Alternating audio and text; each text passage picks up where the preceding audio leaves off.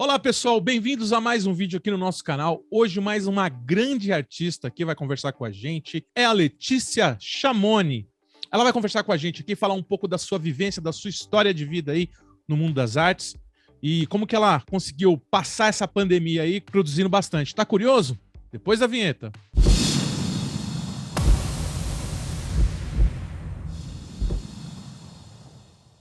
Bom, pessoal, estamos aqui com a Letícia. Letícia, obrigado por ter aceito o nosso convite, tá batendo um papo com a gente aqui. Você tem um trabalho de excelência e a gente vai falar um pouco mais sobre ele aqui.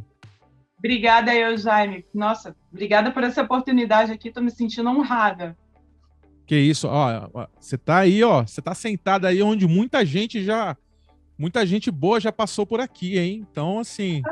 A responsabilidade tá alta, né? Tá alta. Mas assim, o que a gente quer trazer para vocês, pessoal, são vários estilos, várias linguagens no mundo artístico, e a Letícia ela tem uma linguagem bem bacana que a gente vai falar sobre isso enquanto aqui na entrevista, na conversa. Mas vamos saber um pouco mais sobre você, Letícia. Letícia, você é nova, né? Você começou nova no mundo das artes, né? Pois é, eu comecei, na verdade nem sei desde quando, desde que eu me entendo por gente, acho que antes de aprender a escrever eu já desenhava, né? Então, assim, desde que eu me lembro por gente, eu era aquela menina tímida no fundo da aula, sabe? Que desenhava no fundo do caderno. Então, eu sempre falo aqui pro pessoal que assim, o artista nasce artista, mas ele torna profissional quando ele se encontra no mundo das artes. Então, se você nasce artista, o artista, você não deixa de ser artista quando você dorme, quando você vai para casa, quando você está passeando, mas se tornar um artista profissional, aí é uma outra história, né? Você se tornou uma artista profissional há pouco tempo, né? Exatamente. Eu já, assim, me senti artista, né, de nascença, mas profissionalmente foi a partir de 2019. Foi um pouquinho antes da pandemia, né? Tá. E você falou que você desenhava muito, você era a menina tímida na escola. Você é aquela que fazia o trabalho da turma de artes? Você desenhava muitos coleguinhas no caderno, fazendo caricatura? Como é que era? A gente usa o que tem, né? Então, como eu era muito tímida, não tinha muita dificuldade em me expressar verbalmente, então eu tentava achar minha graça ali, meu lugar no mundo desenhando. Então, eu passava os bilhetinhos para os colegas, fazendo caricatura das freiras, né? Estudei em colégio católico. Então, é a forma que eu até usava assim, para ficar mais descolada na turma. E isso daí vai evoluindo, né? Quer dizer, a arte sempre esteve presente de alguma forma, mesmo antes dela ser assumida profissionalmente, né? Mas eu me formei em publicidade, então eu trabalhei também de alguma forma ligada à criação artística. Olha, você falou que você estudou num colégio católico, que as freiras provavelmente eram seus professores aí. Você era muito levada, assim? Porque todo artista ele tem aquela coisa, de ficar aprontando, né, com desenho e tal. Você era muito levada? Você tomava muito puxada de orelha?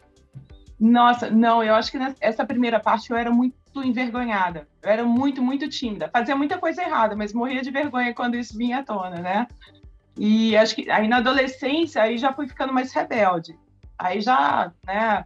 Aí sim, de fato, eu já não me importava com mais nada, cabelo rosa, né? Aí eu já publicava. Tem essa vibe aí do cabelo, da tatuagem. Você tem essa coisa do estilo, né? Então, sabe que é engraçado, né? Mas é comum, né? Entre os artistas, eu acho que a gente sempre tem alguns pontos assim em comum da rebeldia de querer se expressar também no corpo. Então, é muito comum entre os artistas se tatuarem também, né? Ou querer trocar a cor do cabelo, porque é uma forma de você se comunicar com o mundo, né? Visualmente, de se representar, de se mostrar como você se vê.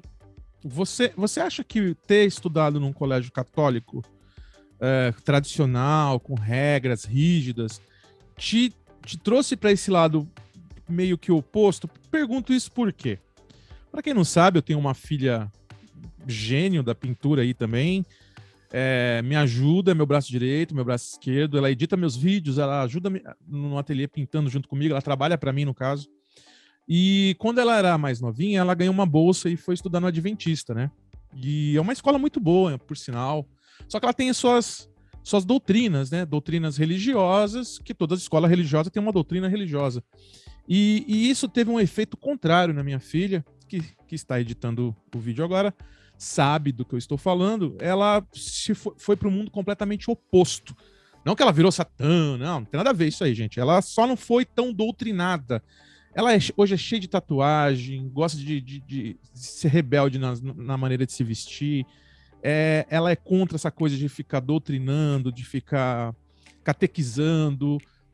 E isso foi um resultado do estudo dela na escola que ela passou, tal. Você acha que isso teve alguma coisa a ver com você ou não? Foi uma coisa natural que aconteceu com você e não teve nada a ver com a escola católica? Eu acho que sim, não necessariamente a pintura, mas com certeza tem uma influência muito grande na formação, né? Então, assim, talvez os rumos que tomaram a arte ou a forma de comunicar, o estilo, eu nunca tinha feito essa reflexão, mas é bem interessante.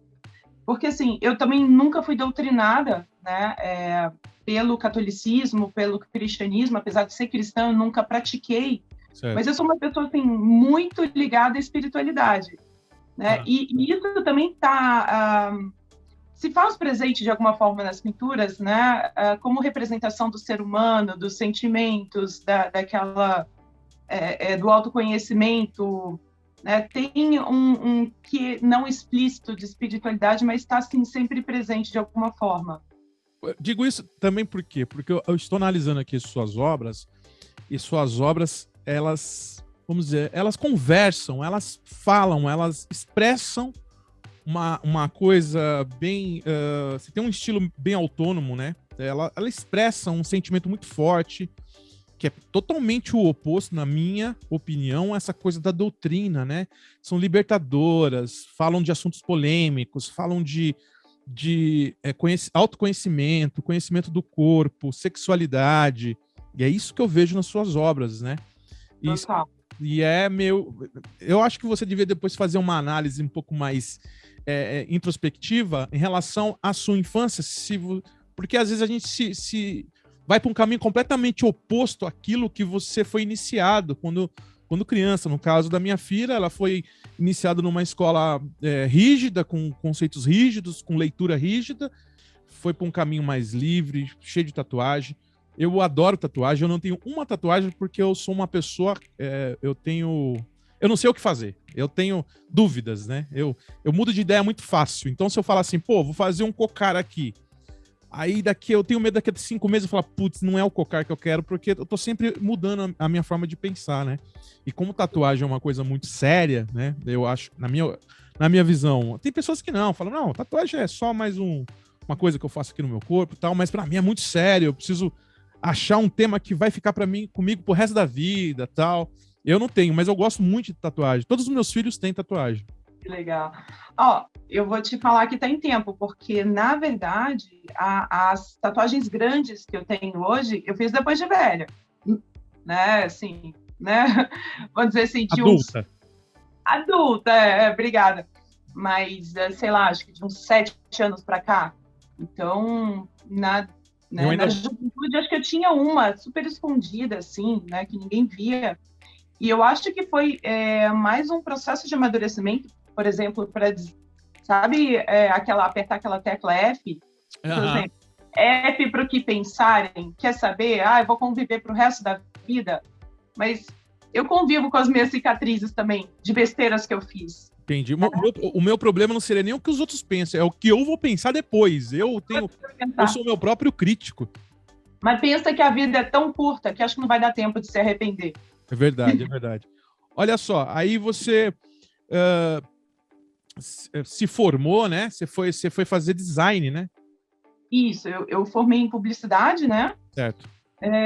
Eu sou de Belo Horizonte, então eu fiz faculdade lá. E eu decidi vir para São Paulo. Ainda nesse processo do finalzinho da faculdade, eu conheci São Paulo, que eu não tinha conhecido, foi uma oportunidade, assim, acho que no último período. E eu decidi, assim, do dia para a noite, que eu queria vir morar em São Paulo. Me apaixonei pela cidade, pela vida cultural, os museus, as possibilidades. Então, foi uma transição muito rápida. E lá eu trabalhava com isso, né? Trabalhava sempre ligada ao design, eu já tinha contatos da época da faculdade, já fazia muito freela para agência, freela de criação, mascote, né? Eu comecei cedo também fazendo pequenos trabalhos, acho que desde os 15 anos, fazendo pequenos trabalhos de desenho também. Certo. E, enfim, aí eu vim para São Paulo, eu tinha 22, 23 anos, para tentar a vida aqui mesmo. E vamos que vamos. Então, eu trabalhei no mercado corporativo nos 10 anos seguintes, né, que eu vim a São Paulo. E eu acho que isso, assim, é um universo muito, muito fechado, muito racional, muito numérico, né? E eu acabei escondendo esse lado artista. Eu deixei ele muito reservado para mim. Então, eu chegava em casa, morava sozinha, eu chegava em casa e ia pintar, mas eu não mostrava para ninguém. Eu parei de mostrar para as pessoas da minha volta. E quando eu percebi, passaram 10 anos praticamente, que eu fiquei guardando telas e desenhos, até porque eles começaram a evoluir para um viés muito emocional, sabe? São telas com temas muito pessoais. Quando perguntam assim, se eu... você faz autorretrato? Eu falei, cara, acho que todos são autorretrato, né? Muitas vezes eu me baseio em personagens, mas são aspectos de mim e do que eu vejo, das pessoas que eu conheço, dos sentimentos que eu estou familiarizada, que eu quero contar aquela história nos quadros, né? E claro que é muito envolvido em simbolismo, né? Tem muitas metáforas do cenário, ou da vestimenta, ou da falta de vestimenta, mas todos têm esse significado muito íntimo. Então, de certa forma, eu escondi isso, até porque, né, não fazia sentido naquele universo que eu estava vivendo. E, poxa, quantos anos se passaram? Mas eu nunca deixei de pintar, né? Às vezes ficava um intervalo maior, outro menor, e sempre construindo, né? Sempre tentando aprimorar a técnica, estilo, narrativa, de alguma forma trabalhando. Você antes de entrar de vez na pintura aí, você montou uma marcenaria? Então, na verdade, acho que foi uma das outras grandes viradas da minha vida. É que, assim, quando as coisas começam a ficar muito confortáveis na minha vida, é hora de mudar tudo, né? Hora de dar uma guinada. Então, eu, em algum momento da minha vida profissional, eu falei, cara, cansei do mercado corporativo, eu cansei desse ambiente corporativo, apesar de que o trabalho era muito legal em si, e eu quero empreender, eu quero voltar um pouco às minhas origens, que é produzir alguma coisa, criar alguma coisa. Certo. Entre as possibilidades, falei, cara, o que eu posso começar, né?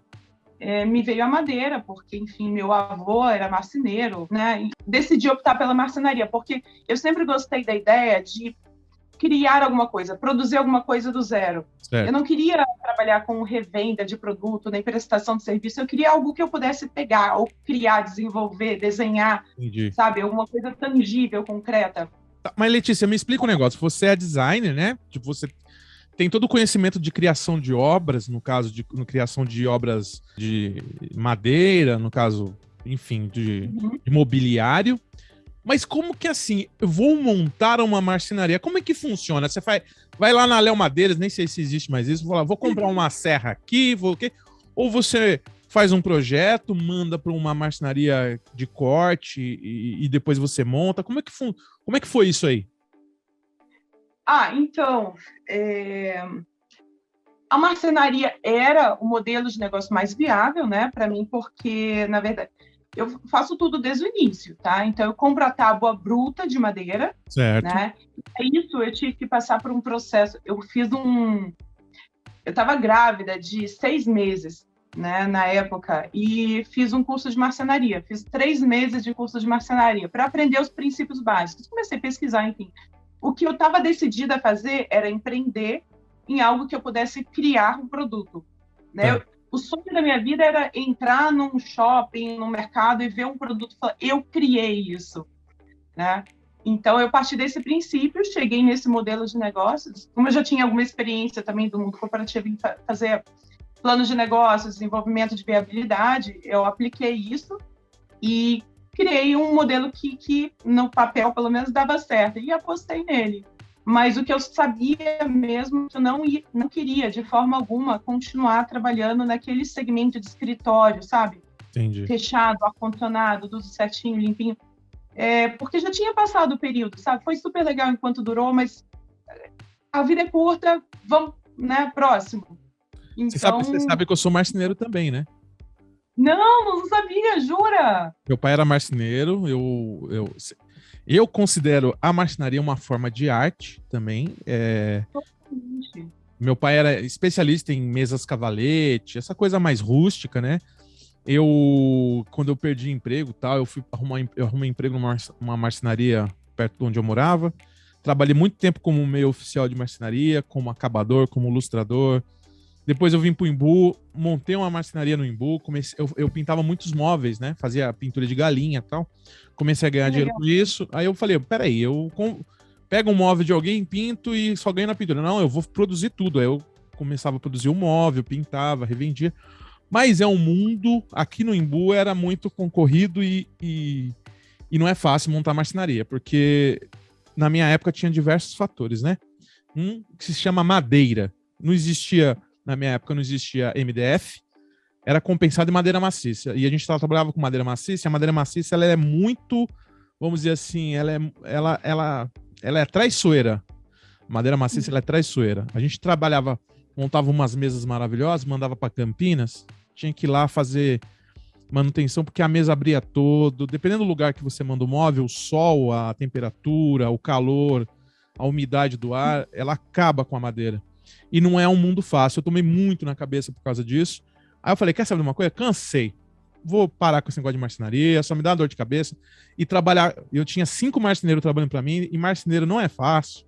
Então, quando você faz um negocinho seu, tipo... não sei como que era o seu modelo de negócio aí, se era móveis conceito, tal, se era mais designer, né? Mas a gente fazia mais aquela coisa de produção mesmo, mesa, farmácia, cadeira, aparador, tal. Bem a cara do Imbu das Artes. E os marceneiros, era complicado trabalhar com a gente. Chegou uma hora que eu desisti. Mas é um amor que eu tenho. Ainda quero voltar a brincar disso aí. Pegar uma serrinha, uma plana, tal, e montar umas coisinhas aqui pra mim, sabe? Sem compromisso, sem nada financeiro, né? Envolvido nisso. Sim. Não, justamente, você falou a história da minha vida agora. Eu não trabalho com MDF, eu trabalho com a madeira maciça também.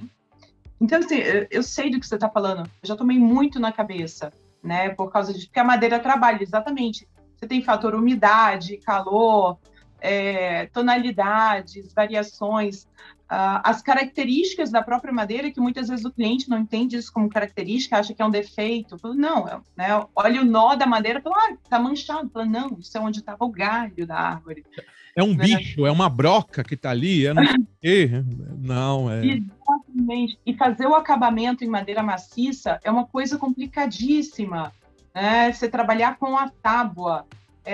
São tantas etapas até você chegar no produto final, mas eu não faço móveis. Nós fazemos, né? Hoje a marcenaria está com 9 pessoas. A gente já chegou a ter mais pessoas, enfim, mas, né? Mundo, pandemia. Então, a gente trabalha com pequenos objetos, tipo caixas, caixotes, bandejas, coisas para organização para casa, né? Principalmente porque é uma coisa que eu sou apaixonada também, assim, caixa, né? Organização em geral, e era coisa que eu conseguia carregar de fato. Então, isso me facilitava a questão do porte dos objetos também. Mas eu te falo que, ainda mais durante essa pandemia, quando a gente, acho que deu meados de março, quando deu o primeiro lockdown, bateu um desânimo, a gente ficou 3 meses fechados. E eu já estava trabalhando profissionalmente, né? Já tinha saído do armário para o mundo das artes nesse período. O que eu mais queria era falar, cara, eu quero fechar esse negócio e focar só na arte, porque, primeiro, que eu tenho, né, uma receita muito melhor vindo da arte. Claro, oxe. E é só estresse, é o que você falou, é funcionário, marceneiro, são desgostos do dia a dia que a gente vai tendo, né, estresse. mas eu não consegui, a gente ficou 3 meses fechados. Eu sei que quando eu me, né, olhando para o negócio, eu falei, cara, são 9 empregos, né? Então, se minimamente a gente conseguir se sustentar durante esse período, valeu o esforço, porque são 9 pais de família que estão lá dentro. E, né, um dando força para o outro. A gente tem hoje uma equipe que é bem entrosada, a gente trabalha com...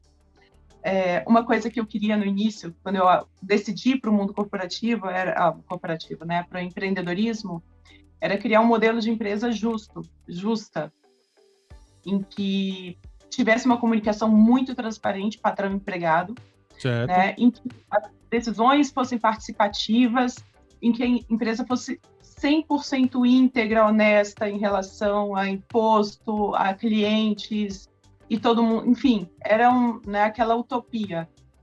E cara, né, difícil, né? Foi bem difícil. Mas aí eu te pergunto, Letícia, é fácil empreender no Brasil? Vamos lá. Não, só por isso eu já sou artista. Por empreender já é uma arte. Cara. Você paga imposto com gosto? Você fala assim, estou pagando imposto de 20 e poucos % aqui da minha nota para o governo, com gosto, porque assim, ó... não vê retorno. Você não vê retorno, né? Isso é uma questão mais política, enfim. Mas é uma revolta que, às vezes, você fala, pô, o cara tá sonegando ali e tal. Mas, gente, cadê o retorno dos nossos impostos, né? Aí, na marcenaria, né? Na marcenaria você tem que comprar a madeira, aí você gera nota fiscal, gera imposto. Você tem que contratar o funcionário, aí você paga quase o dobro de custos para ele ter carteira assinada. Aí você vende seu produto, aí paga 20, não sei quantos %, dependendo do seu estado, da sua cidade, para o governo. Quer dizer, você nessa trilha que sua peça fez para ficar pronta na marcenaria, você pagou 3, 4 impostos ali, ó, e foi 70% do valor do produto foi em impostos. Então, o que acontece? Aconteceu isso com a gente. Eu tenho um amigo marceneiro que é o Gilberto, ele é artista plástico também, pinta muito bem, né? Ele é lá da feira. Aí ele tinha a marcenaria e pintava quadros para praça. E ele falava, pô, nessa semana eu não pintei nada porque eu tinha uns móveis para fazer. Eu falei, Gilberto, me conta, o que você fez? Aí ele falou, eu fiz um gabinete de cozinha. Eu falei, quanto você cobrou nesse gabinete de cozinha? Ele falou, eu cobrei R$1.100. Eu falei, quanto você gastou de material nesse gabinete de cozinha? Amador, ele é amador, não tem empresa, não tem nada aberto. Eu falei, gastei R$450 de MDF, disso, daquilo. Eu falei, quantos dias você demorou para instalar esse gabinete de cozinha, parafusar lá na casa da cliente e deixar prontinho? Ele falou, 2 dias, instalando, dando acabamento, colocando cunha, colocando isso, colocando aquilo, no esquadro bonitinho. Legal, você faturou quanto? Qual foi o seu lucro? R$400. Eu falei, legal, você teve R$400 de lucro. Se você tivesse pintado um quadro em 2 horas na sua casa e vendesse por R$600, você teria os mesmos R$400 de lucro. Isso vendendo um quadro barato por R$400, R$500, por R$600. Então, assim, teoricamente, o mundo das artes, apesar de ser mais duro, ele é mais gratificante financeiramente. Você concorda comigo? Totalmente. Sem dúvidas isso. Eu sou muito mais produtiva financeiramente se eu ficar focada exclusivamente em pintura, que foi o que aconteceu durante a pandemia, do que ficar batendo cabeça, né, tratando... Isso é um gato? É um gato. É um dos 3 gatos do zoológico que eu tenho aqui em casa. Eu adoro animais também. Nossa. Já cheguei a ter tantos, enfim. Tinha uma pomba, que estava até agora, há poucos meses atrás, morando comigo. Como que alguém tem uma pomba, gente? Gente, ela parou na janela, ela catou a pomba e falou, irmão, você vai ficar comigo aqui? Ou você foi no pet shop e comprou uma pomba? Não, cara, foi destino que nos uniu. Nossa, a Luana, vamos lá. Eu encontrei a Luana num galpão abandonado. Ela era filhotinha, ela estava toda anêmica, né? Eu não sabia nem que bicho era, pra falar a verdade. Eu não sabia se era filhote de urubu. Eu nunca tinha visto um filhote de pombo. É raro você ver um filhote de pombo. Eu tive que pesquisar no Google para identificar que bicho que era. Podia ser qualquer coisa. Mas, enfim, como todo passarinho que eu já resgatei ao longo da vida, eu falei, esse também vai morrer, não vai durar nada, né? Certo. Só que não, ela durou. Eu alimentava ela com seringa, né? Então, eu ia trabalhar, eu levava ela junto. E sempre solta, nunca em gaiola. E, enfim, ela começou a me ver como mãe, né? E, cara, virou minha parceira. Então, assim, era como um pet, qualquer pet. Eu tinha que levar ela para passear, porque eu estava morando em apartamento. Então, eu descia para o prédio, para as áreas comuns do térreo, levava ela no meu ombro, pegava elevador com pombo no ombro, né? Ninguém te chamava de louca, não, né? Você não era louca, não, né? A louca do apartamento, do prédio, não, né? Eu tomei essa fama, sim. Não sei se a culpa foi toda do pombo, mas... Então você era a mulher, a mulher dos gatos e da pomba, né? Passando lá no hall dos apartamentos lá. E não só isso, ia para a pracinha, levava ela para passear na pracinha, aí ela dava o rolê, dava aquela volta toda, e ela respondia pelo nome, né? Aí quando estava na hora de ir embora, eu só chamava Lulu, Lulu, né? Batia assim, ela vinha. E, né? Ficou 2 anos, assim. Gente, depois vocês perguntam por que o artista tem fama de um pouquinho doido. Tá aí, um dos motivos é esse aí, ó. Ela levava a pomba para passear. Tá bom. Vamos voltar lá. Você estava falando das vendas de obras aí, que compensa bem mais do que, teoricamente, a própria marcenaria, né? Totalmente. Nesse período de eu acho que você produziu mais de 80 obras, né? Eu estava fazendo olha, por baixo, minimamente uma por dia, né? Porque eu tinha tanto tempo disponível que eu não sabia o que fazer com tanto tempo. Então, eu, né, virava a madrugada pintando, cheguei a pintar 3, 4 quadros num dia só, né? Exceções, mas cheguei a fazer 3 quadros numa noite, na verdade. Não era o dia inteiro que eu tinha, porque eu tenho 2 filhos, né? Eu ainda tinha algumas atividades remotas que eu estava fazendo, então isso tudo acontecia ao longo da madrugada. O que eu tinha era disponibilidade para acordar um pouco mais tarde no dia seguinte, então eu podia passar a noite toda pintando. Letícia, quem que é seu mestre, sua inspiração no mundo das artes, né? Porque eu vejo muito... Eu não sei, eu vejo seu trabalho, me remete um pouco a Soutine, a Modigliani, esses que criaram a coisa do modernismo, essa coisa da pincelada mais jogada e tal. Quem que é seu mestre que seja espiritual, que seja da história da arte, que esteja vivo? Quem que você se inspirou? Então, olha, ao longo da vida eu fui tendo inspirações diferentes, né? Então, claro. O Afonso Mucha, que está aqui nessa minha tatuagem de cá, tá. Ele foi uma inspiração, né, na juventude. Gustav Klimt, eu gostava muito. Um cara que me inspirou muito, porque eu tive a oportunidade de conhecer ele muito cedo, na Casa Pueblo, que era mas naquele estilo, quando eu ainda, né, quando eu estava desenvolvendo alguma coisa própria. Hoje, eu vou te falar que os meus ídolos, né, eles são muito mais pessoas anônimas.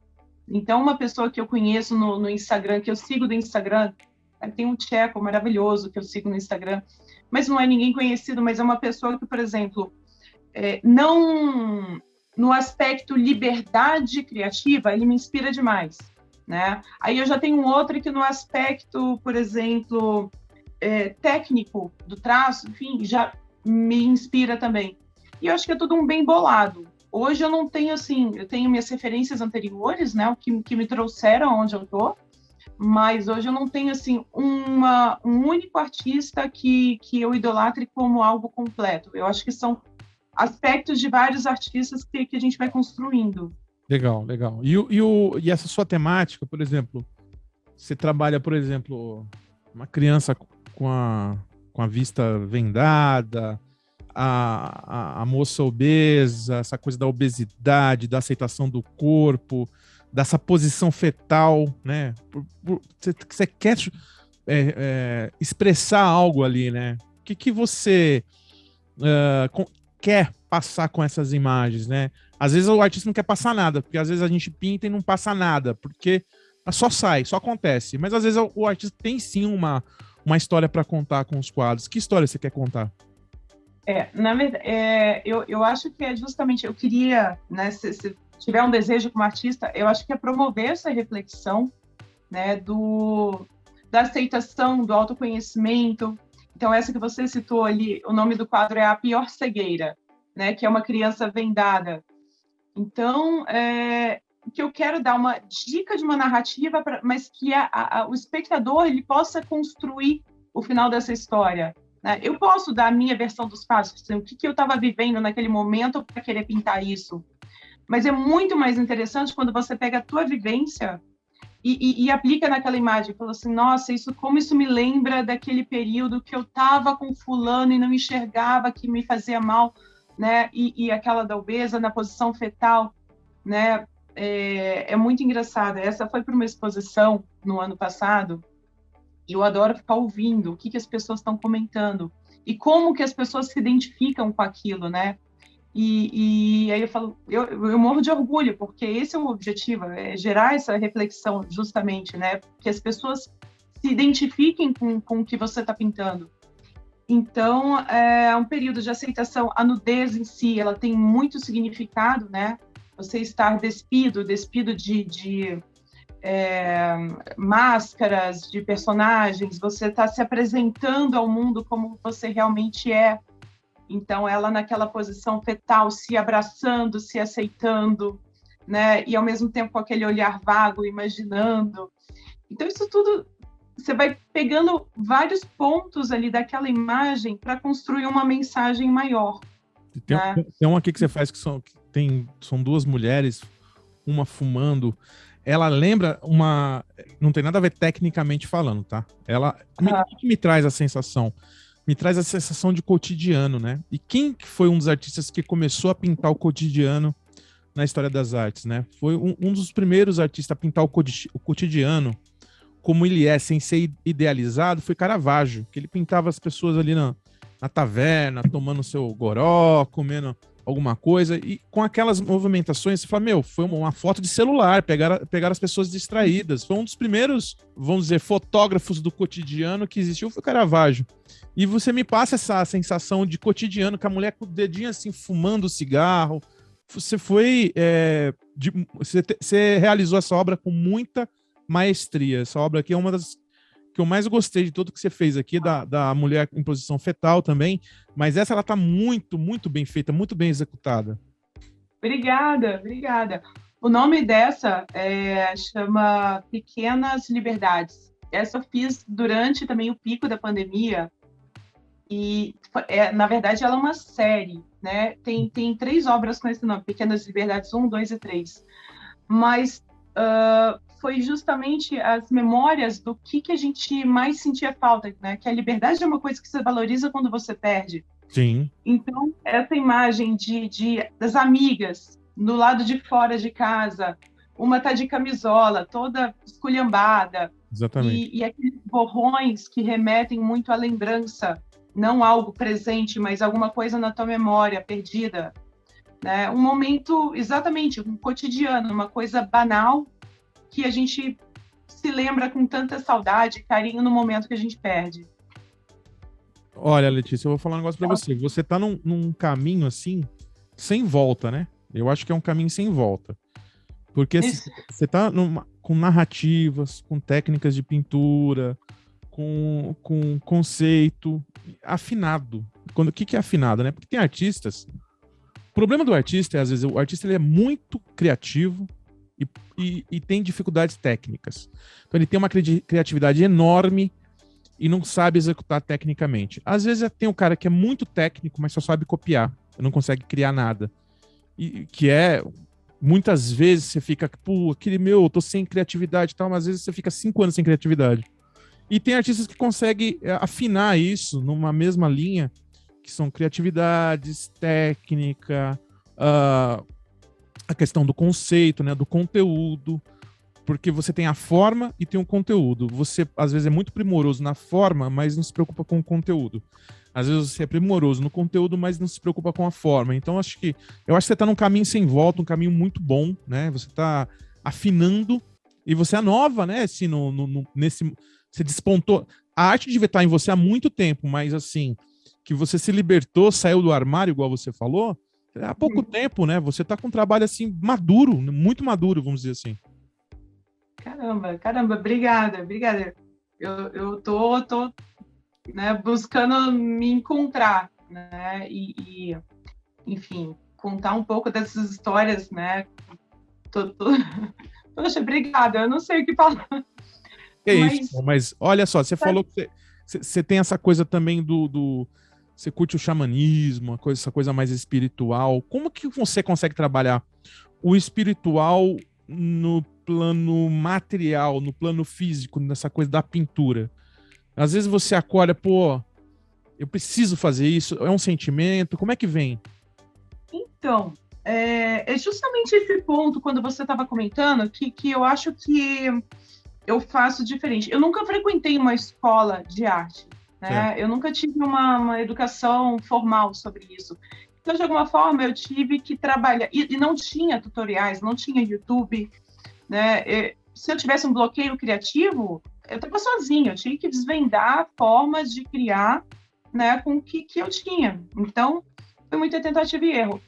E eu acabei desenvolvendo a minha técnica criativa para, primeiro, a mensagem que eu quero passar, né? Então, primeiro, eu tento fazer um trabalho de autoconhecimento, de tentar captar um sentimento daquele dia, por isso eu precisava pintar e finalizar o quadro no mesmo dia. Eu não podia deixar para o dia seguinte, porque eu queria pegar ali a epítome daquele sentimento, daquele momento e colocar na tela. E para isso tem que ser rápido. Então, naquele momento, eu estava com aquele sentimento. Foi um pensamento que eu tive para fazer aquela tela, um sentimento. E daí, eu começo a trabalhar em potencializar esse sentimento. Aí, eu crio o ambiente, coloco música, uma música que tem a ver com o tema, né? Uma batida, uma percussão que vai agregar para aquela criação. O resultado do quadro eu nunca sei, eu não planejo como que ele vai ficar no final. Então, às vezes, eu busco imagens, referências, claro, de pessoas que possam me agregar nas posições, mas eu começo primeiro com a ideia, com o conceito, e o final eu nunca sei o que vai acontecer. Então, isso tem muito a ver com espiritualidade e que é autoconhecimento também, né? É você conseguir ouvir tua voz interior, entender o que você está sentindo, entender que mensagem você quer passar e traduzir aquela mensagem com teus recursos, que são as cores. Então, assim, cada obra, cada mensagem vai ter uma paleta específica daquela mensagem, né? Cada personagem vai ter uma forma, um rosto, um corpo para ajudar a traduzir aquela mensagem também. A história dos borrões, que eu uso quando eu quero remeter a algo mais distante. Então, eu vou construindo esses recursos para chegar o mais próximo, né, no final, para conseguir passar com maior clareza aquela mensagem. Então, sim, tudo começa no interno, tudo começa dentro do artista e depois é que ele vai para a tela. Essa é a sua maneira de construir as suas obras, mas assim, se chegasse alguém para você hoje assim, falar assim, olha, eu pinto paisagem, pinto flor, pinto retrato, mas eu não tenho uma identidade visual. Eu queria saber como que eu faço para alcançar minha identidade visual, o meu verdadeiro eu, um trabalho autoral. O que você diria para essa pessoa que já tem técnica, mas tá perdida, não sabe, acabou de se formar, sei lá, e não sabe como atingir a sua identidade visual, né? Qual o caminho a seguir? Olha, eu nunca achei que eu tivesse uma identidade visual. Eu acho que isso aconteceu e antes que eu percebesse, alguém percebeu. Outras pessoas perceberam e falaram, olha, eu reconheço tua identidade visual. Mas eu acho que, para mim, o principal desafio para chegar na melhor versão de si mesmo é tirar o peso da consciência. Então, assim, se você pega uma tela em branco com a pretensão de fazer uma super obra de arte maravilhosa que vai para o Louvre, vai te dar um bloqueio, você não vai conseguir. Nossa, eu tenho que criar minha identidade visual porque eu tenho que chegar na... não vai conseguir, há muita pressão. Então, para mim, o que funciona? Toda tela começa como um rabisco. Se ficar ruim, eu apago, eu jogo fora, pinto por cima. Tira esse peso do ombro de querer fazer uma super obra de arte, né? E vai se divertir um pouco, vai contar um pouco da tua história. Não ficou bom? Tem amanhã, tenta de novo. Eu ficava em pânico, né? Quando eu pintava para mim mesma, eu falei, cara, agora eu quero fazer uma obra para minha sala. Não funciona, não funciona. Eu vou ficar na frente da obra querendo combinar decorações, estilo e técnica. Para mim, o que funciona é relaxar, deixa acontecer, se ficar ruim, faz de novo. Qual que é a Eu tinta não que sei você se é usa uma aí? boa dica, mas Não, mas é excelente. Cada um tem sua maneira, sua descoberta no mundo das artes, né? Não existe uma receita pronta, senão todo mundo fazia tudo igual. Não existe, não dá. existe. Ó, escola nenhuma vai te ensinar, pessoal que tá em casa assistindo, escola nenhuma vai te ensinar a vender, a ser artista profissional. Isso só consegue na vivência. E você usa exemplos de outros artistas, sim, mas exemplos. Você não tem que seguir exatamente aquela rotina daquela pessoa, porque não é. Talvez não funcione para você. Por exemplo, eu sou um artista que eu acordo às 9 da manhã. Eu conheço artistas que acordam às 6 horas da manhã e começam a pintar. Eu falei, gente. E eu conheço outros artistas que acordam às 2 da tarde para pintar. Eu falei, gente, como que alguém consegue dormir tanto e como que alguém consegue acordar tão cedo? Então, não vai funcionar. Se você chegar. Uma vez um cliente meu chegou para mim e falou assim: olha, sabe por que você não dá certo? Na época eu mexia com móveis, pintava móveis. Sabe por que isso não dá certo? Porque você acorda tarde. Eu acordava 8h30, 9 horas da manhã. Acorda às 6 horas da manhã e começa cedo, que não sei o que, você vai ver, que você vai crescer. Eu acordei, fiquei uns 3 meses acordando nesse horário, me deu um monte de olheira, eu não conseguia produzir, eu me dava um sono na hora da tarde, atrapalhou a minha vida todinha, tirou o meu ritmo. Então, assim, nem sempre tudo que aquilo que funciona para uma pessoa funciona para você. Você adapta para a sua vida, não é isso? Você tem o seu estilo, a sua maneira de pensar em relação à criação, e tem gente que pensa na parte mais prática, na parte mais técnica, na parte mais lúdica, enfim, cada um pensa de uma maneira. O importante é você pegar esses ensinamentos que a gente traz aqui para o canal e ir adaptando na sua vida, porque nem sempre a receita do bolo vai dar certo no forno a 180 graus ou a 280 graus, não é assim que funciona. Exatamente. Cada fogão tem sua temperatura. Exatamente. E você sabe que eu acho que um dos grandes sinais de amadurecimento como pessoa e como artista é reconhecer os teus pontos fortes e pontos fracos e trabalhar em cima disso. Então não adianta, por exemplo, eu gosto do figurativo, eu gosto de pintar pessoas. Pensar em pintar para mim uma paisagem, uma flor, isso não me motiva. Eu poderia pintar, mas eu não faria com a mesma maestria, né, de uma pessoa que pinta flores e talvez não tenha tanto significado, né, quanto que a pessoa tá projetando na tela dela. Então, o que eu faço? Se eu gosto de pintar pessoas, eu vou me aprimorar em pintar pessoas, que é uma coisa que eu já de largada faço melhor do que as outras coisas. Então, investir nos teus pontos fortes, reconhecer teus pontos fracos e trabalhar com o que você tem. Né? Justamente, não existe receita de bolo. É o que funciona para um, talvez não funcione para o outro. Então, também é um trabalho de autoconhecimento. Legal. Qual que é o material que você usa? Você usa acrílica? Cara, hoje eu uso acrílica por causa do tempo de secagem, né?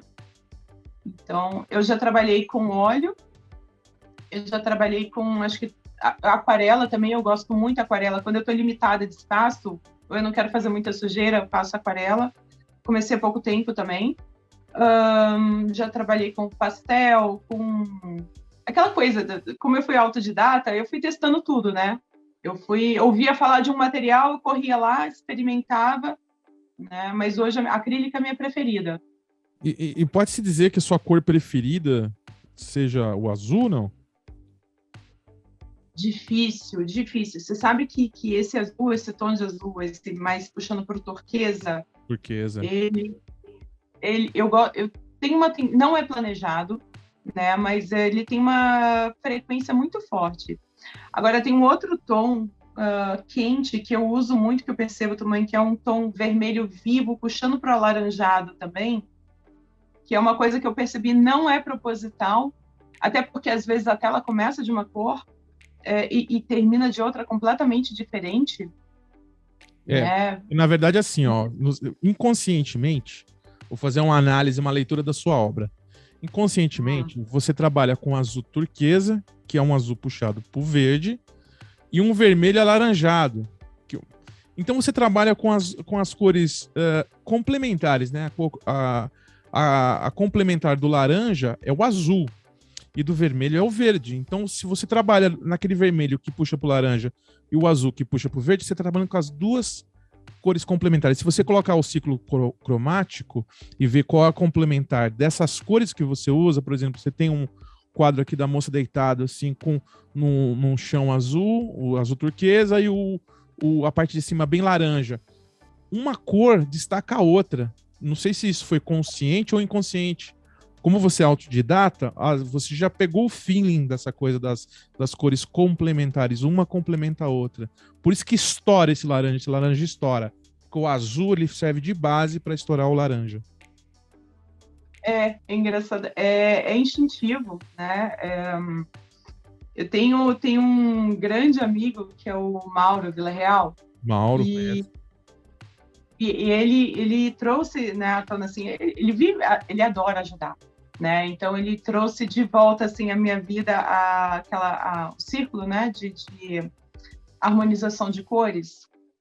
E eu simplesmente não consigo usar aquilo, porque por mais que eu planeje, né, no final não fica. Então, eu acho que é uma coisa muito de instinto, né?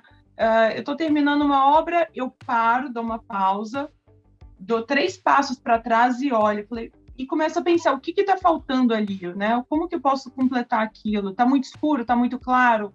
Que cor que vai ficar legal para dar um destaque em alguma coisa? Ou disfarçar uma coisa que eu não quero destacar tanto? Então, vai meio que sem querer acontecer. Mas eu tenho realmente essa tendência do azul, ela é bem forte. Até vendo aqui atrás. Aquele ali é o Mauro, não? Que você pintou ele, não? Aquele ali é o Guilherme Fiuza. Ah, o Fiuza. É o Fiuza. Eu comecei ele antes de ontem e ainda não tive tempo de continuar, porque agora eu não tenho tantas madrugadas livres mais. A coisa tá voltando, né? Hã? A coisa tá voltando, né? Não só a vida pessoal, mas também a vida profissional começou a voltar num ritmo, né? Começou a voltar e eu não posso parar, né? Eu não posso parar nenhuma atividade nem a outra. Então eu vou encaixando ali o tempo de cada uma. Vamos falar. Vão acontecendo, né? Vamos falar sobre mercado de trabalho, mercado de artes.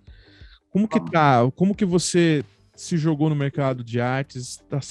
A recepção tá boa? Você está conseguindo exposições, fechar negócio? Ou ainda você tá sendo apresentada ainda? Como é que tá? Então, eu não acho, não me considero uma pessoa conhecida no mercado da arte, né? Mas uma coisa estranha é que as coisas têm acontecido muito rápido. Então, eu comecei em 2019, finalzinho de 2019, outubro, né? Vou virar 2 anos agora. E foi através de uma grande amiga que me incentivou a virar público, né? Que eu abri um Instagram. Em 30 dias, eles me chamaram para fazer uma exposição coletiva. Que legal. Foi muito rápido. Dessa exposição coletiva, nesses 2 anos, aliás, fiz 6 exposições, sendo que uma delas foi totalmente online. Eu fui convidada pela Art Love, que é uma plataforma digital de arte. Certo. Eles foi feito também bem no epicentro da pandemia, fizeram uma exposição totalmente digital. Então, vários artistas participaram e eles deram lugar de destaque para 6 artistas. Então, me colocaram nesse espaço convidado de destaque e eu fiquei super honrada, né? Obviamente, eu estava expondo, né? Me apresentando ainda para o mercado. E depois, agora, ao longo da pandemia, também eu tive uma exposição individual. Enfim, estou representada hoje por uma galeria na Vila Madalena. Qual galeria que é? Fala pra gente. É a Galeria Plexi, fica Plexi. na Patizal da Vila Madalena. Tá. Então, a gente fez uma exposição esse ano lá em fevereiro, a gente ficou um mês, aí ficava aquele abre e fecha, Sim. acabou ficando quase 2 meses da exposição, né? Porque nunca conseguia fechar um ciclo de 30 dias completo. Então, uma boa parte desse tempo a galeria ficou fechada também, então foram 60 dias no total. Tá. Então, esse ano foram 3, né? Terminou agora uma outra exposição, uma coletiva que eu participei na Galeria Nosso Espaço, Galeria NE, em Pinheiros. E uma coisa puxa a outra. Uma coisa que eu percebi é que quanto mais oportunidades você se joga, mais oportunidades vão aparecendo. Você Claro. tem que ser, né? Você tem que dar a cara a tapa, né? Dar a cara, exatamente. Não adianta ficar no mundinho só digital atrás de uma tela no Instagram que, né, não vai sair do lugar. São vários depoimentos que a gente tem aqui no canal e, claro, é muito legal porque cada artista tem uma filosofia, tem uma técnica, tem isso, tem aquilo. Por exemplo, eu já não gosto muito de participar de exposição porque eu já tenho minha própria exposição, tenho minha galeria aqui no Embu e tal, já tenho vamos dizer assim, a minha experiência com galerias e tal, mas tem gente que se dá muito bem com galerias, que são galerias conceito, não é qualquer galeria, né? E não é qualquer obra, né? Tipo, para entrar lá uma paisagem acadêmica nessas galerias, fica muito mais difícil, porque são galerias que trabalham com obras mais modernas, mais contemporâneas. Você tem que ter uma linguagem, você tem que ter um estilo, você tem que ter uma história. O seu quadro tem que contar uma história. Então, se você está em casa e quer, olha, eu quero expor numa galeria, o que eu faço? Você não vai levar uma paisagem, uma natureza morta, uma flor e um retrato. Falar, olha, eu pinto tudo isso aqui. Ele não está procurando um profissional para reproduzir quadro. A galeria está procurando um profissional que tem uma história para contar, que tenha um DNA ali, um estilo de linguagem, né? Não é isso, Letícia? Apesar de que eu te conheci, Jaime, no Art Battle. Ah, é? Eu sou frequentadora, acho que desde a primeira edição, na verdade, da segunda edição, né? E eu estava em quase todas as edições, eu estava lá, porque eu adorava ver os processos, né? Ver os artistas desempenhando. No momento que eu ainda tinha vergonha de me mostrar, eu gostava de ver, né, quem estava atuando nesse cenário. Acabei fazendo muitos amigos nesse circuito também, né? Mas eu acho super interessante toda a tua narrativa, a sua construção. É muito interessante ver o processo da pintura acontecendo, né? O teu tema dos indígenas, isso é uma coisa que eu amo, né? Acho que eu te comentei que eu sou adepta ao xamanismo. Então, é muito interessante, cara. Você já participou de um Art Battle? Não, você sabe que eu nunca tive coragem. Vai, pô. Você vai ver o que é o que eu passei lá, você vai ver o que eu passei lá, porque no ateliê é tudo, né? Você tem uma zona de conforto, tá tudo na sua cabeça. Ali não, cara, ou vai em 20 minutos, ou vai em 20 minutos, pronto, e acabou. Entendeu? E você me conheceu no meu pior momento, porque ali, cara, nada que eu fiz no Art Battle, nenhum trabalho que eu fiz no Art Battle eu gostei. Por quê? Porque é um esboço do esboço, cara. Você não consegue produzir nada decente ali. Não porque não é um lugar, é o tempo, né? É o tempo, e assim, é incrível você ver a construção que uma pessoa consegue fazer em 20 minutos. Eu não consigo fazer nada em 20 minutos, né? Então, é claro que tem a limitação do tempo, do espaço, mas é uma série de desafios, né? E de ser visto, isso para mim é uma intimidação absurda, né? Que é o meu maior desafio, obstáculo, né? Eu só fui ter coragem e me, de fato, colocar à disposição do Art Battle quando já tinha encerrado, quando eles encerraram os presenciais por causa da pandemia, né? Mas quando voltar, se inscreva, fala com a Leia lá. Você tem um trabalho bacana. E outra, não é só por causa disso também, né? Não quer dizer que você vai lá e vai fazer um excelente quadro, mas como experiência de vida, eu falo para todo mundo. Se todo mundo tivesse condições de participar do Art Battle e ter aquela adrenalina, aquela emoção que é é um misto de, meu Deus, eu sou o melhor artista do mundo, meu Deus, eu quero ir pra casa, eu não aguento ficar aqui, por mim eu fechava tudo aqui, pegava minhas coisas e ia embora, saía correndo. É um misto de emoções que não dá nem para descrever. Eu aconselho a todo mundo, se um dia pudesse participar, tenta aí, vai na sua casa, pega uma telinha, coloca no relógio aí 20 minutos, eu vou pintar um quadro 80 por 1 em 20 minutos. A medida do quadro é 80 por 1 em 20 minutos. Tem acho que se eu não me engano, tem o 60-80. Os primeiros rounds é 60-80, né? Mas a websérie que eu participei era tudo 80 por 1. Pinte um quadro 80 por 1 em 20 minutos, com começo, meio e fim, né? Porque tem gente que pinta e não termina os quadros. Começo, meio e fim. Pinta um quadro, começo, meio e fim, 20 minutos, pra você ver a adrenalina. Deixa alguém lá, falta 5 minutos, 3 minutos, 2 minutos, acabou. Tira o pincel, põe mais a mão. Sabe aquela coisa do Masterchef? É o Master Tinta aí, a mesma coisa. Não, é um treino, assim... boa parte, né, de quem participa faz esse treino antes, porque além de ser um tempo escasso, isso te dá um branco, né? Você não pode chegar assim, simplesmente para... Então, é muita pressão. Olha só o que acontece. Às vezes, vamos colocar esse quadro que você tem aí de fundo aí, da mulher na cadeira, como exemplo. Imagina que você está fazendo essa mulher na cadeira, desenhou, ficou tudo bonitinho. Aí você pega o pincel e bate assim na paleta para pegar o turquesa, né? O azul cerúleo, celeste, e você vai pintar e o pincel tava sujo de preto. E falta 3 minutos para acabar. E você meteu o preto lá no fundo. E agora você tem que se virar. Você tem que inventar alguma coisa preta lá.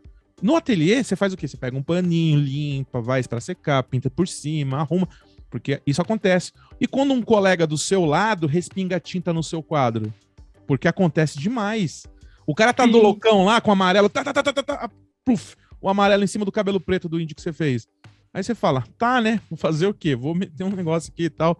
Você começa a aprender a resolver problemas em segundos. Seu cérebro começa a trabalhar rapidinho, assim, e você tem que resolver problemas em segundos. Eu aconselho a você, assim que voltar o Art Battle presencial, participe, se inscreva, porque não é nem que você vai ganhar ou não sei o quê, não é isso. A participação é muito legal, é uma adrenalina, assim. Você que já foi, imagina que você lá assistindo, você tem aquela emoção, imagina quem tá lá no palco, né? É muita adrenalina. É verdade, é verdade. E é interessante ficar observando a técnica de cada artista para superar essa adversidade, né? Tem gente que coloca o fone de ouvido, uma outra música, se fecha naquele mundinho para tentar, né, abstrair tudo o que está acontecendo. Esses improvisos, eu já vi tanta coisa interessante. Eu já vi um amigo artista, inclusive, que estava pintando e esqueceu uma cor. Porque você tem que preparar de antemão o teu pratinho, né, com as cores. Então, se você não planeja as cores, a paleta que você vai usar, já era. Ele teve que sair no meio do round, assim, para ir lá recarregar, botar um vermelho, um azul que ele tinha esquecido, para daí voltar nisso, já perdeu 30 segundos, que são valiosos. Eu vou contar o que aconteceu na websérie. Na websérie a gente gravou, não sei se você assistiu, que teve o Art Battle da websérie, né? Teve no YouTube. Eu fui um dos campeões de uma semana. E lá no meio do primeiro quadro, eu deixei uma caixa assim, com os meus pincéis e tal. Separei alguns pincéis grandes e pus em cima da mesinha. E fui pegar água, sei lá, fui fazer alguma coisa. E quando eu vou pintar, eu falo, tô precisando do pincel pra fazer o olho agora. Quando eu olho, cadê minha caixa? O Ramon pegou minha caixa e levou lá pra trás não sei aonde, e já tava filmando. E eu não sabia o que fazer. Se eu parava a filmagem, se eu continuava filmando sem pincel, eu tive que fazer o olho do indígena com um pincel número 20. Com uma trincha, praticamente. Então, assim, eu falei, já era, perdi. Não tem o que fazer aqui. Meu, eu passei um sufoco, porque sem eu ver, eles pegaram minha caixa que tava com os outros pincéis e levaram lá pra trás pra câmera não filmar, entendeu? Caramba. Gente, eu passei um sufoco, depois eu falei pra ele. Quer dizer, enfim, essas coisas acontecem. Mas se todo mundo pudesse ter uma experiência dessa, cara, e entender, ia dar mais valor um pouquinho mais à vida de artista, à vida da arte. Ô, Letícia, estamos chegando no final da nossa entrevista. Já foi mais de 1 hora e 5 minutos de conversa, sabia? Caramba, como passou rápido. quando a gente começa a falar de arte, é assim, os artistas vêm conversar com a gente aqui e falam, Jaime, uns 40 minutos a gente consegue conversar? Eu falei, consegue, 40 minutos, sim. 1 hora e 40 minutos a gente consegue conversar. Porque arte é um assunto tão rico. Ele é infinito. É um assunto infinito. Você não acaba o assunto. Você senta numa mesa de bar, toma um chopp, um suco e começa a falar sobre arte. Ele é infinito, porque não existe nada que já tá fechado. O assunto não tá fechado, ele não tá nada certo. Tudo tem uma segunda opinião, um segundo jeito de ver as coisas. E aí, quando a gente começa a falar de arte aqui no nosso canal, rende. Nós estamos chegando no final da nossa entrevista, Letícia. E entrevista não, né, pessoal? Um bate-papo aqui, bate-papo bacana. O que você quer falar? Tem mais alguma coisa que você quer falar? Algum projeto? Alguma dica? O momento é agora. Não, cara, nem sei o que falar. Assim, eu tava super preocupada, né? Com essa entrevista. Eu falei, gente, será que eu vou ter alguma coisa, algum conteúdo para passar que seja interessante ou que sirva, né, como exemplo de alguma forma? Ou será que eu vou fazer alguma coisa que não deve ser seguida como exemplo? Então, eu estava super ansiosa, mas eu acho que foi uma delícia essa troca de experiência, né? Poder contar um pouco, que não é uma coisa comum, não costumo falar sobre história, os processos. Então, foi uma oportunidade super legal. E de ouvir de você também, né? Os teus processos, teus perrengues, agora que eu estou sabendo. É sempre muito legal conversar com artistas, né? Esse nosso bate-papo, aprender com a experiência do outro, isso enriquece muito. Isso traz, né, mais vontade de pintar ainda. Os exemplos que você deu, eu já quero correr no YouTube aqui para ver que parte que eu perdi, que eu quero ver, eu quero tentar também, eu quero tentar fazer a pintura em 20 minutos, que é uma coisa que a gente pode treinar em casa. E a gente está sempre crescendo, né? Sempre aprendendo através de erros, acertos e experiências alheias. Então, você é tímida? Obrigada demais por Você é tímida? Eu tento não ser, eu tento disfarçar minha timidez natural. Então, eu faço um super esforço para não parecer tímida. Sabe o que acontece, pessoal? Às vezes os artistas, né? Todo mundo acha que artista é arrogante, metido. E pelo contrário, o artista ele acaba sendo mais tímido que uma pessoa que não é artista plástico, né?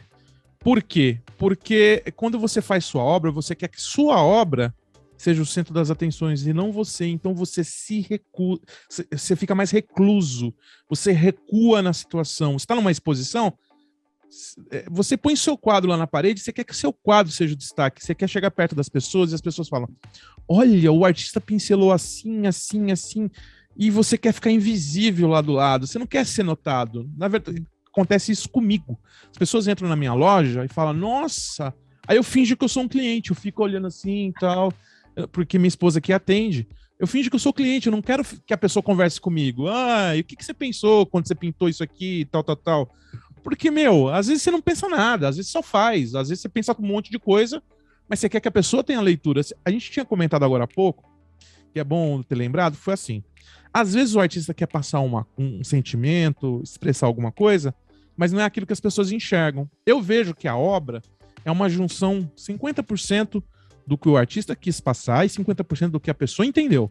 Então, às vezes, você tem uma casa, por exemplo, essa moça agachada aí com os azulejos brancos, né?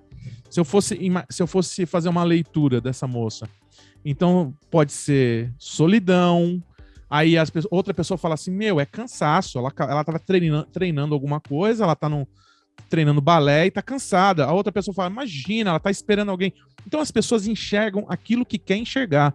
Às vezes a outra pessoa fala, mas tem azulejo, o azulejo é frio, ela está triste, ela está num ambiente frio. Então a leitura de uma obra, ela pode ser interpretada por milhões de interpretações, de maneiras diferentes. Então, assim, nem sempre o artista passa e as pessoas entendem aquilo que ele quer passar. Às vezes você tem um sentimento que quer passar e as pessoas não entendem. Aí, às vezes alguém fala, olha, ele pintou uma negra de turbante, mas ele não é negro, mas não sei o quê. Aí começa a gerar um monte de outras questões que o artista, às vezes, tem que conviver. Não é isso, Letícia? Você concorda comigo? Totalmente, totalmente. É muito interessante essa questão da leitura, né, da percepção, porque é 50% que você quis dizer e 50% que os outros entendem.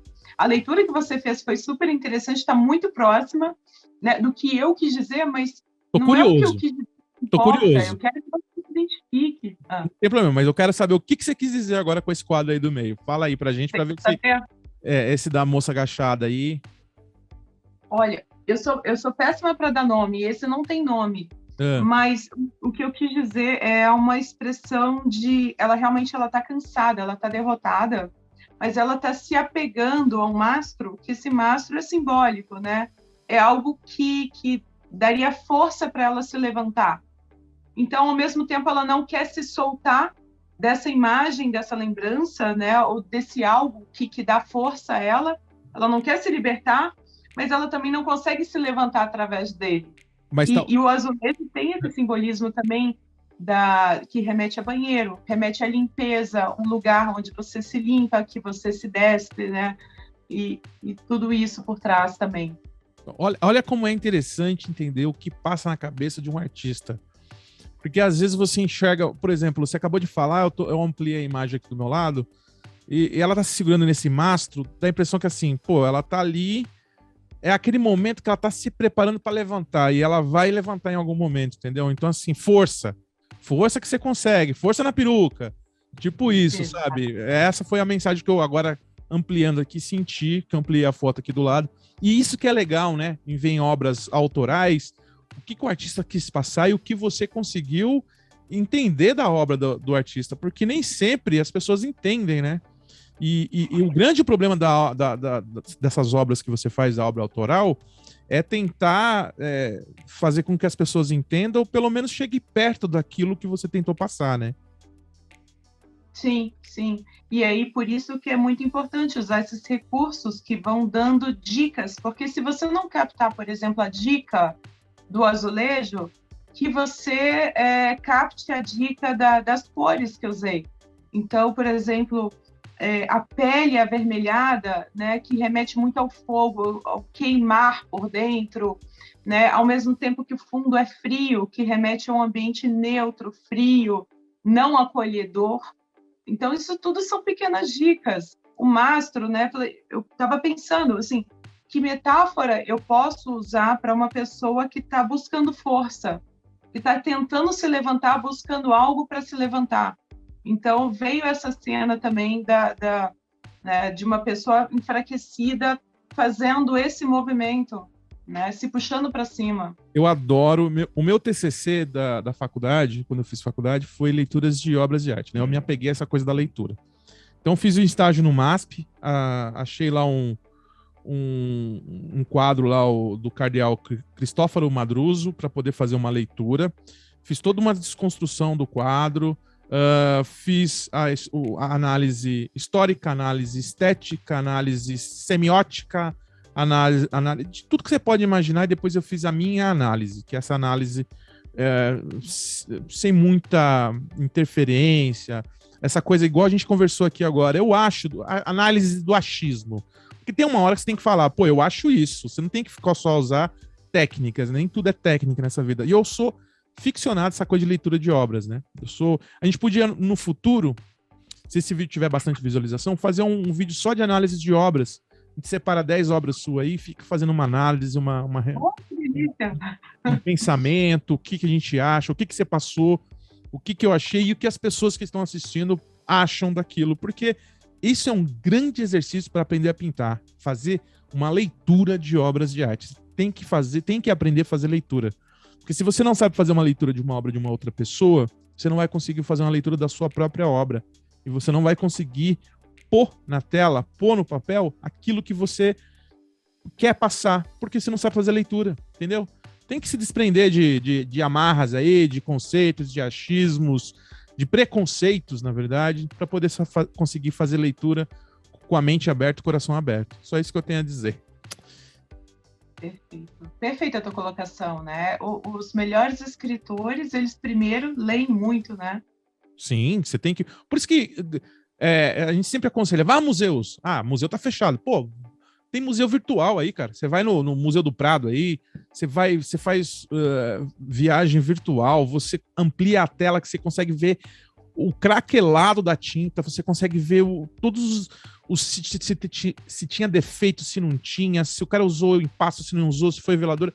Meu, desculpa por eu não ver obras de artes aí em museu, não existe, cara. É só querer. Todo mundo tem um celular na mão, tem internet e vai atrás. Concorda, Letícia? Totalmente, totalmente. Bom, você me fez lembrar uma das... Quando você perguntou da inspiração, e eu não me lembrei disso, mas é engraçado que eu gostava muito de arte sacra, né? Eu gostava muito de ver e depois ir descobrindo os easter eggs que tinham em cada uma, né? O que significavam os gestos, né? Aquele fundo, as cores, os personagens tinham nomes e narrativas por trás. É um exercício muito legal. É uma leitura muito legal, é muito, muito bonita. Você cata o quadro, você vai aí na internet e coloca Guernica, né? Aí você coloca aí, pessoal, Picasso, quadro de Picasso, Guernica. Aí você pega o quadro e tenta analisar sem saber nada historicamente falando. Analisa o quadro, Guernica. Aí você fala, tem um cara aqui cortando a cabeça de um cavalo, que não sei o quê. O que é isso? O que é isso? Por que essa violência? Por quê? O porquê? Por que tá nesse formato cubista e tal? E depois vai pesquisar o contexto histórico desse quadro. Aí você vai fazer uma leitura diferente. Volta a fazer a leitura. Aí você vai fazer uma leitura diferente daquilo que Picasso quis expor no quadro Guernica. É um dos quadros que eu mais gosto de fazer leitura. Tem vários quadros para fazer leitura, né? Mas para fazer uma leitura, o Guernica ele é um dos melhores, porque ele passa muita coisa. Tem uma história em quadrinho toda contada naquele quadro ali. É isso aí, Letícia. Só queria agradecer aqui a sua presença com a gente aqui. O papo foi bacana. Espero que você tenha gostado também. Que tenha, sei lá, você tenha perdido sua timidez, que tenha desenvolvido bastante aí. Espero que você tenha gostado dessa entrevista com a gente. Eu adorei. Até parei de suar agora há pouco. Você mandou muito bem, de boa. Nossa, então, mas você me ajudou muito nesse processo, né? Me deixou muito à vontade, né? Eu tinha feito um monte de colinha assim, que eu falei, gente, eu vou começar a falar, vai me dar um branco. Então, deixa eu fazer uns tópicozinhos aqui para. Ele não acabou usando nada, não usou nada, né? Não, graças a Deus não precisa. Quer dizer, eu não sei, de repente, se eu tivesse usado, ficaria mais interessante, mas eu consegui, acho que, contar e ser espontânea. Legal. Mas eu te agradeço demais essa oportunidade, Jaime. Poxa, obrigada pelos comentários, pelos elogios, por dividir tua experiência comigo, por me dar esse espaço também para me apresentar. E para mim foi uma experiência fantástica, assim, nova e muito legal. Nós que agradecemos. É mais uma entrevista aqui que vai acrescentar aqui no nosso canal. Pessoal, olha, as redes sociais da Letícia tá passando aí. Os links dos materiais aí que ela tem, das obras dela, tá passando aí do site. Quer conhecer um pouco mais do trabalho dela? Vai visitar as redes sociais dela e vai conhecer um pouco mais desse trabalho riquíssimo. Eu só tenho a agradecer também. E nós vamos ficando por aqui. Espero que você em casa aí tenha gostado de mais uma entrevista, de mais uma história de vida. Se você gostou, já sabe, clique em gostei. Compartilhe esse vídeo aqui com seus amigos. E se você está assistindo esse vídeo pela primeira vez e não é inscrito no nosso canal, por favor, se inscreva. 70% das nossas visualizações são de pessoas não inscritas. Ela assiste uma vez, vai embora e depois nunca mais volta. Então se inscreva, que você sempre vai ser avisado quando tiver conteúdos novos como esse aqui. Nosso canal tem bastante conteúdo de entrevistas, tutoriais, passo a passo, testes de materiais, enfim, você vai gostar bastante. E vamos ficando por aqui. Abraços e até o próximo vídeo. Fui. Tchau, tchau.